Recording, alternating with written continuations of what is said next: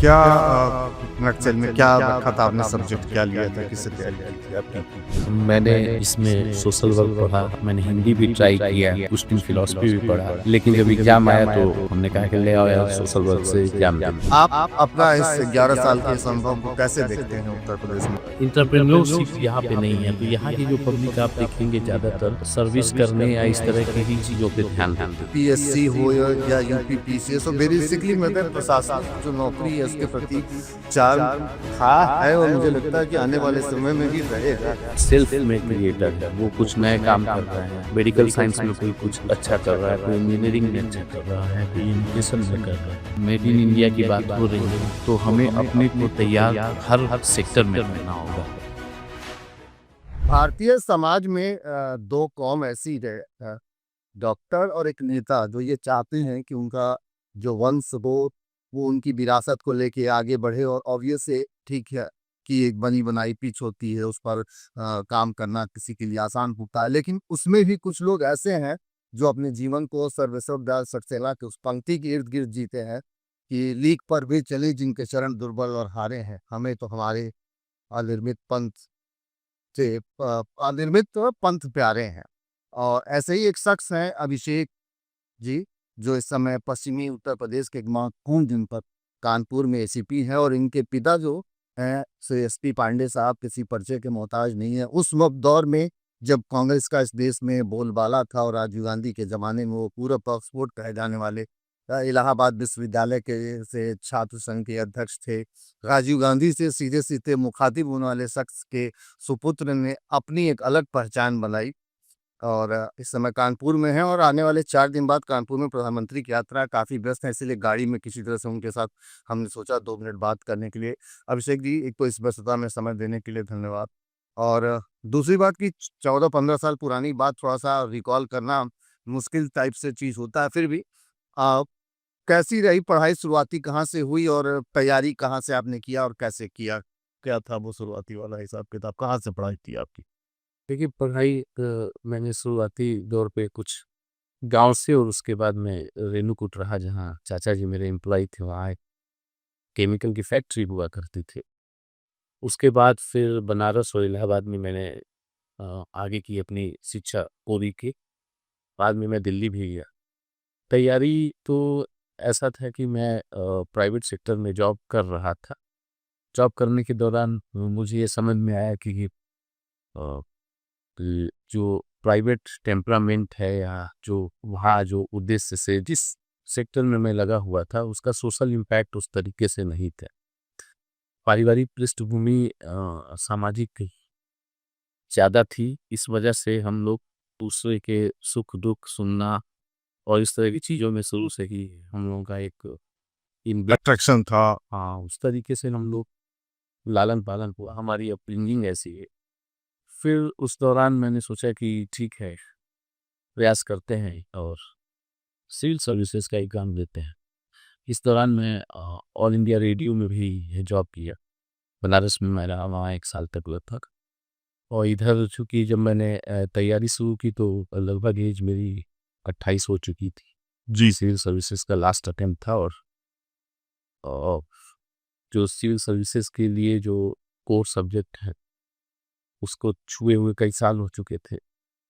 तो फिर मैंने तैयारी किया और इस एग्ज़ाम को मैंने क्वालीफ़ाई किया। क्या नक्सल में क्या रखा था आपने सब्जेक्ट क्या लिया था? किससे तैयारी की थी आपकी? क्या विषय थे आप? देखिए एक्चुअली जो मेरा एकेडमिक बैकग्राउंड रहा वो बिज़नेस में ही वो था, ग्रेजुएशन और फिर पोस्ट ग्रेजुएशन था, बिज़नेस स्टडीज़ में।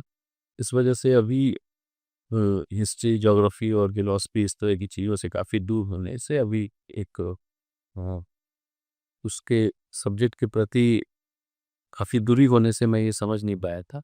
तो लास्टली मैंने इसमें सोशल वर्क पढ़ा, मैंने हिंदी भी ट्राई किया, कुछ दिन फिलॉसफी भी पढ़ा, लेकिन जब एग्ज़ाम आया तो हमने कहा कि ले आओ यार सोशल वर्क से एग्ज़ाम देते हैं। क्या बात है! पब्लिक एड भी कुछ दिन पढ़ा था। हालाँकि बहुत ज़्यादा दिनों तक तैयारी नहीं थी तो लगभग वो लेंथ कम होने की वजह से एग्ज़ाम में ये देखा कि किस सब्जेक्ट में नंबर ये हो रहा है, मिल रहा है। उस हिसाब से मैंने मतलब एक स्ट्रैटेजी थी। और उससे आपका सिलेक्शन हो गया। तो कौन-सा बैच है आपका? 2014। तो 2014 और अभी 25 चल रहा है, 11 साल की तकरीबन यात्रा आपकी उत्तर प्रदेश पुलिस में हो चुकी है। मुझे लगता है कि ये चौथा 5वां जिला भी है। उत्तर प्रदेश को एडमिनिस्ट्रेटिव पॉइंट ऑफ व्यू से बड़ा एक फर्टाइल स्टेट देखा जाता है। आप अपना इस 11 साल के इस अनुभव को कैसे देखते हैं उत्तर प्रदेश में? कितना अपने आप को संतुष्ट पाते हैं कि अपने जॉब के प्रति कि लोगों की समस्या सुन पाना, कितने हद तक आप उसको अप्रोच कर पा रहे हैं अपना गोल?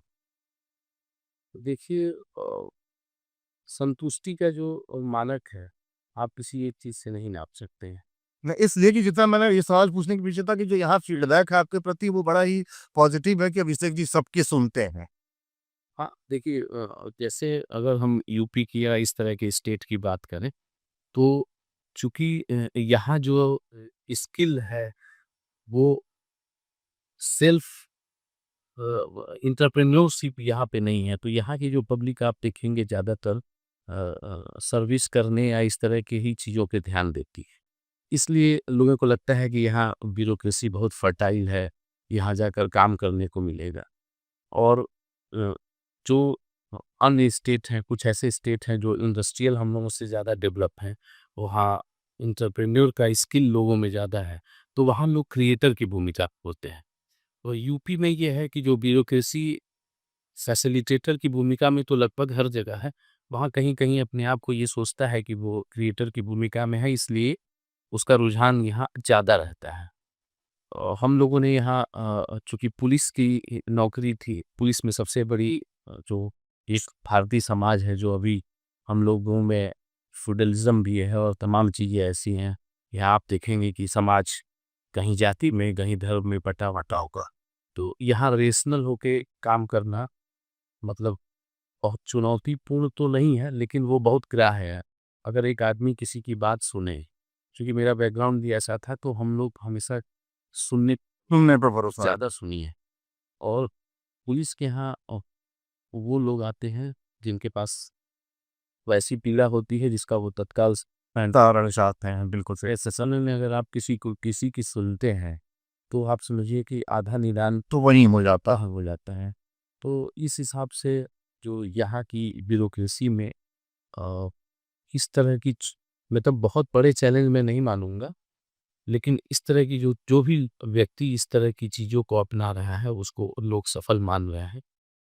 हालाँकि जीवन बहुत बड़ा है, उसमें नहीं, ठीक है कि इसका कोई पैमाना नहीं, लेकिन फिर भी आपकी बात से ये लगता है कि आप एक हद तक आपका जो रिस्पॉन्सिबिलिटी है, जो नेचर ऑफ ड्यूटी है, उसको फुलफिल कर पाने में अपने आप को मानते हैं कि कम से कम आप एक उसके क्लोज़ पॉइंट ऑफ व्यू तक हैं। देखिए मैं जीवन में जो स्टैंडर्ड जो पैमाने हमने बनाए हैं, अमूमन हम लोग जो हैं उसको अचीव मतलब उसके अगल-बगल रहते हैं। कि कभी मैंने ऐसे पैमाने नहीं बनाए जो सुनने में ये हो कि बहुत कठिन हो कि वो पाया नहीं जा सकता। बहुत सिंपल सा वो है, जितना साधारण आप रहेंगे, जितनी साधारण और सहज तरीके से लोगों को सुनेंगे, तो जैसे सरल होना ही अपने में असाधारण होना है। और ब्यूरोक्रेसी की डिमांड यही है। लोग ब्यूरोक्रेसी से यही चाहते हैं कि आदमी अगला सरल रहे, सहज रहे। इस डिमांड को हम जब फुलफ़िल नहीं करते हैं, तो वो गैप क्रिएट होता है। तो वो चीज़ें ठीक है, किसी न किसी अपनी अपब्रिंगिंग, अपने अगल-बगल के लोगों से जो मैंने सीखा है, तो मुझे इसमें बहुत कभी ऐसा नहीं लगा कि ये बहुत बड़ा पैमाना है जिसको हमको छूना है। ये हम लोग के सहज स्वभाव में है और इसलिए जी, ये बहुत ही बड़ी बात आपने कहा कि ये सरल होना ही, साधारण होना ही अपने आप में एक असाधारण सी बात है। अगर इस लाइन को सब लोग फॉलो करें तो मुझे लगता है कि जो थोड़ी बहुत एक शिकायत आती है अधिकारियों के प्रति कि उनकी असंवेदनशीलता को लेके, वो भी दूर हो सकता है कि वो मिलते नहीं हैं या बात नहीं सुनते हैं। मतलब ये एक फॉलो करने वाली लाइन है। अच्छा अभिषेक जी, ये आज तमाम मल्टीनेशनल कंपनियाँ इतनी आ रही हैं, प्राइवेट जॉब्स में क्रिएट हो रहे हैं, लेकिन बावजूद आज भी, और खासकर अगर हम लोग जिस परिवेश से हों, यूपी बिहार की बात करें, तो आज भी वहाँ इसका यूपीएससी हो या यूपी पीसीएस हो, बेसिकली मतलब प्रशासनिक जो नौकरी है उसके प्रति चार्म था, है और मुझे लगता है कि आने वाले समय में भी रहेगा। ये कम नहीं होगा हर साल। पिछले साल का मैं आंकड़ा देख रहा था तो करीब 10 लाख बच्चों ने यूपीएससी का फॉर्म भरा था। तो ये नई पीढ़ी को क्या बोलेंगे, मतलब कि क्या इसके प्रति क्या कितना रुझान रख सकती है और क्या करना चाहिए उन?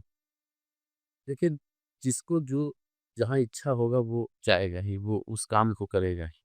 लेकिन मेरा अपना मानना है कि कोई कोई भी देश जो आज के डेट में मजबूत है, पूरी दुनिया पे किसी न किसी तरीके से उसका कंट्रोल है। वहाँ लोग सेल्फ में क्रिएटर हैं, वो कुछ नए काम कर रहे हैं। मेडिकल साइंस में कोई कुछ अच्छा कर रहा है, कोई इंजीनियरिंग में अच्छा कर रहा है, कोई एजुकेशन में कर रहा है, कोई फार्मिंग में अच्छा कर रहा है। ब्यूरोक्रेसी बहुत छोटा-सा पार्ट है। ब्यूरोक्रेसी केवल फैसिलिटेटर है, ये लोगों को समझना होगा। हालाँकि भारत 13 अरब लोगों का देश है, संसाधनों के लिए मारामारी है। तो लोगों को लगता है कि मैं इस तरह की नौकरी में रहूँगा, तो मुझे कहीं न कहीं से इन चीज़ों को प्राप्त करने में थोड़ी सहूलियत। सहूलियत मिलेगी। बाकी ऐसा चार्म से मुझे लगता है कि लोगों को बाहर आना चाहिए। जिस स्टेट में मैं पैदा हुआ हूँ या नौकरी कर रहा हूँ, वहाँ अगर इस माइंडसेट से यूपी, बिहार और यहाँ के लड़के निकले, नए-नए काम करें, बाहर जाएँ, देखें कि अदर स्टेट में महाराष्ट्र, गुजरात, केरला तमाम जगहों के लोग क्या कर रहे हैं? क्या कर रहे हैं, किस नई तकनीकी पे काम कर रहे हैं, किस सेक्टर में क्या नया हो रहा है। आप समझिए कि वो ज़्यादा ज़रूरी है और लोगों को उसकी ओर रुझान रखना चाहिए। पावर का भूख जो है वो थोड़ा कम होना चाहिए हमारी। लेकिन उसका एक दूसरा पहलू तो ये भी है ना अभिषेक जी कि ये आप उसको सोशल सर्विस से भी तो जोड़ सकते हैं ना कि आपको एक तैयारी करके एक मुकाम मिलता है कि आप समाज के उस ग्राउंड लेवल तक भी लोगों की मदद कर सकें। वो एक पावर तो आपको सरकार देती है आपके कलम में, मतलब अब एक दूसरा पहलू, ये बहुत अच्छा पहलू है, मैं इसको डिनाई नहीं कर रहा। लेकिन मैं ये कह रहा हूँ कि हमारी सोसाइटी क्रिएटिव चीज़ों पर आप कहना डेढ़ डेढ़ अरब लोगों का देश है। उसमें एक समय में कुछ नहीं होगा तो 40 से 50 लोग, लाख लोग इस बात की तैयारी कर रहे होते हैं हाँ, बिल्कुल कर कि रखा। 4200 5400 के पे ग्रेड की नौकरी करना। तो मुझे लगता है कि इससे बाहर आने की ज़रूरत है। जीवन के अपने जो पढ़ाई-लिखाई है या जिस तरह की हो है, नए-नए चीज़ों को जानना है। अभी हम देखिए दुनिया के सबसे अच्छी पुल बनाइए, सबसे अच्छे घर बनाइए, सबसे अच्छी आप देखिए रोबोटिक्स में क्या हो रहा है, ड्रोन में ये क्या हो रहा है, डिफेंस में हम क्या कर सकते हैं। तो अगर मेड इन इंडिया की बात हो रही है, तो हमें अपने को तैयार हर सेक्टर में करना होगा। ब्यूरोक्रेसी अच्छी चीज़ है, ब्यूरोक्रेसी का काम ये है कि आपका लड़का सही जगह से पढ़े तो उसको पढ़ाई करने में दिक्कत ना हो, उसको रोड पे कोई महिला रात को 12 बजे जा रही हो तो उसको कोई समाज में दिक्कत ना आए, हम इसके लिए हैं। लेकिन जब तक भारत का आदमी सेल्फ क्रिएटर नहीं हुआ, तो मुझे लगता है कि हम लोग पीछे ही रहेंगे। ब्यूरोक्रेसी एक बहुत ही छोटा-सा पार्ट है। मैं ये कहूँगा कि अन्य सेक्टर में लोगों को ज़्यादा से ज़्यादा जाना।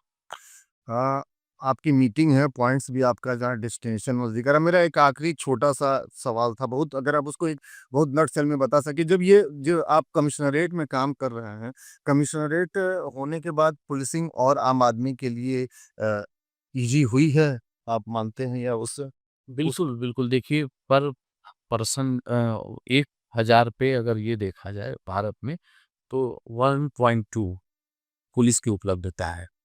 और अगर मानक देखा जाए तो अगर डेवलप्ड कंट्री की ये 2 होगी या 4 होगी इस तरीके से होगी तो हम उस रेशियो को कम कर पाए हैं। ज़्यादा लोग हैं तो रीच आसान है। लोग पहुँच के अपनी बात कह पाते हैं। डिसेंट्रलाइज़ हुआ है अथॉरिटी, तो ये ज़रूरी है, ब्यूरोक्रेसी के लिए भी ज़रूरी है, इस देश के लिए भी ज़रूरी है। जहाँ पे भी हम डिसेंट्रलाइज़ करेंगे अथॉरिटी को, तो हमें लोगों की सहूलियत उनको अप्रोच ज़्यादा होगी। नया सिस्टम है, नए तरीके से डेवलप करना है, समय लगेगा, लेकिन ये एक बेहतर जो इनिशिएटिव है, वो एक बेहतर प्रयास है। इसको उसमें कमियाँ हो सकती हैं, कमियों पे काम करने की ज़रूरत है, वो लोग कर रहे हैं, ऊपर बैठे लोग करते सीनियर हैं। लोग कर रहे हैं। लेकिन ये पावर के डिसेंट्रलाइज़ेशन के लिए और लोगों तक संसाधनों की रीच के लिए बहुत ज़रूरी है कि इस तरह की डिसेंट्रलाइज़ेशन डिसेंट्रलाइज़ व्यवस्था बनाई जाए। चलिए अभिषेक जी, बहुत-बहुत धन्यवाद। और जो आपका बीच वाला पार्ट था, जो आपने पढ़ाई को लेके युवाओं के लिए कहा है कि क्रिएटिव चीज़ों पर, ये बहुत ही इनोवेटिव बात है और कोई आप जैसे सोच वाला ही व्यक्ति ये बात बता सकता था, कर सकता था। बहुत-बहुत धन्यवाद हमारे साथ समय देने के लिए।